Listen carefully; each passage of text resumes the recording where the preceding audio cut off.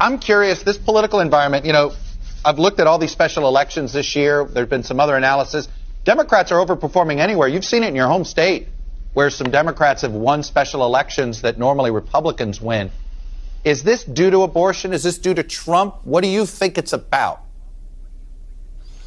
It's about the former president more than anything. And I can tell you, I've had school board members, Republican school board members that have lost their seats because they felt like they had to constantly answer for being a Trump Republican and all of that. It's a negative brand. It puts a lot of hesitation. So it isn't just the federal seats. It's the governorships, the school boards, the congressional seats, all of them, especially here in a place like New Hampshire where, we can kind of go back and forth. We're very independent-minded.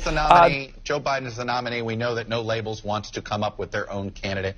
Are you supportive of that idea still? Well, look, according to the polls you just showed, about 70% of America is supportive of that idea to not see Trump and Biden on that ticket. I heard someone put it once, 70% of America, if it's a Trump-Biden ticket, will be politically homeless. And I think that's a very good way to put it. They won't have any inspiration. Is that you? They won't feel very confident about going forward. Are you going to feel politically homeless? No, look.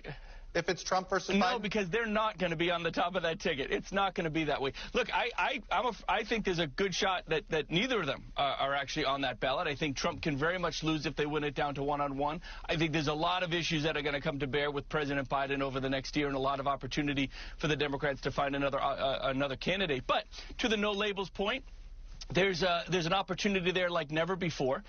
It would have to be the right candidate. It'd have to be somebody very energizing. Would you be open to it? Transparent, someone with a good record. No, nothing I'm looking at. No, nothing I'm looking at. Look, I'm still working 24/7 to make sure the Republican Party is the best version of itself. And that is it with yesterday's news of Donald Trump. And a conservative that can fulfill on all the policies that Trump brought forward that we agreed with, but he just couldn't get done. He didn't get the border done. He didn't get fiscal discipline done. He didn't drain the swamp. Those are great ideas, but let's get a conservative in that can actually do it. So there's no circumstance you would be a No Labels candidate if Donald Trump's on the ballot? No, nothing I'm looking at. What concerns you more, 4 more years of Biden or 4 more years of Trump?